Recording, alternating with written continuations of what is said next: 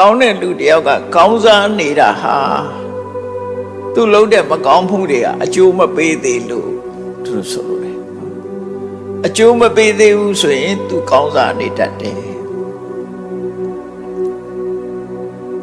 ပါဘောပိပတ္တိဖတ္ထ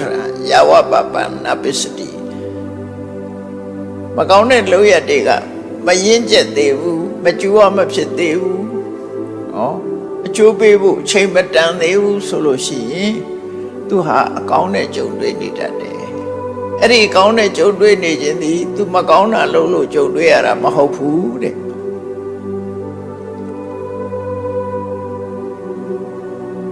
ယဒါသပစ္စတိပပံအထပါဘောပပတိပတ္တိ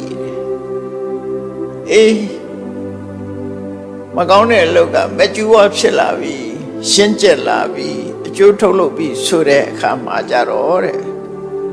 မကောင်းတဲ့လူဟာမကောင်းကျိုးတွေပဲတွေ့ပါလိမ့်မယ်ရှိတယ်လေတခါတည်းလူတွေဟာမဟုတ်တာလုပ်တဲ့လူတွေကချီးပွားနေဟုတ်တာလုပ်တဲ့လူတွေကဆင်းရဲနေတယ်ဆိုတဲ့အခါမှာတို့ဟုတ်တာလုပ်လို့ဆင်းရဲတယ်လို့စိတ်ကတွေးပြီးသွားတယ်အဲ့တော့ငါလည်းမဟုတ်တာလုပ်မှပဲလို့သွားတွေးပြီးပြန်နော်မဟုတ်တာလုပ်တဲ့လူတွေကောင်းစားနေမဟုတ်တာလုပ်လို့ကောင်းစားတယ်လို့သွားတွေးတာအဲ့ဒါကြောင်းကျိုးစီလျော်မှုမရှိဘူးတကယ်အစစ်မှန်က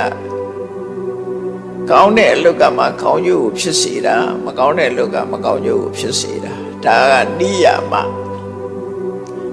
မဆိုတာခိုင်မာတဲ့သဘာဝတရားအဲ့ဒီခိုင်မာတဲ့သဘာဝတရားကြီးကလမ်းကြောင်းလွှဲပြီးတော့မကောင်းတာလုပ်ပြီးကောင်းစားနေတယ်ကောင်းတာလုပ်ပြီးမကောင်းစားဘူးဆိုတာလူတွေမျက်စိလဲသွားတာမြတ်စွာဘုရားအဲ့ဒါကိုထောက်ပြတာအဲ့မကောင်းတဲ့အလုပ်ကအကျိုးပေးချိန်မတန်သေးဘူးဆိုရင်ကောင်းစားနေတတ်တယ်မကောင်းတဲ့အလုပ်အကျိုးပေးပြီဆိုတဲ့အခါကျခံမရောတို့ဆိုလို့တယ်ဘယ်ဟာပဲဖြစ်အချိန်ဆိုတာရှိတယ်လေတတိတောင်မှအချိန်စိတ်မှမဲ့တာလေအခုတည်းပင်ကတည်းတီးလေးတွေတီးနေတယ်ဆိုတော့ပုံမှန်ပြေပါဆိုရင်စတီးလာပြီတည်းကင်းလေးတွေပေါ်လာပြီအဲ့ဒီချိန်မှရှိတဲ့အစေးကစိုက်လို့ပဲရအောင်ပါတော့ရှင်းကျက်တာမှမရှိသေးတာအဲ့ဒီသဘောမျိုးပဲတီးကစားလေးကစိုက်လို့မရသေးဘူးအဲ့ဒါကိုမြတ်စွာဘုရားကဆုံးမထားတဲ့အခါမှာကိုယ့်ကိုဆင်ញင်သုံးသပ်ရမှာကဘာလို့မကောင်းတာလုပ်ရင်မကောင်းတဲ့အကျိုးကိုတွေ့တယ်ဆိုတာပုံသိနိယမမကောင်းတာလုပ်ပေမဲ့လို့မကောင်းတဲ့အလုပ်ကအကျိုးပေးချိန်မရောက်သေးဘူးဆိုရင်ကောင်းစားနေတတ်သေးတယ်နော်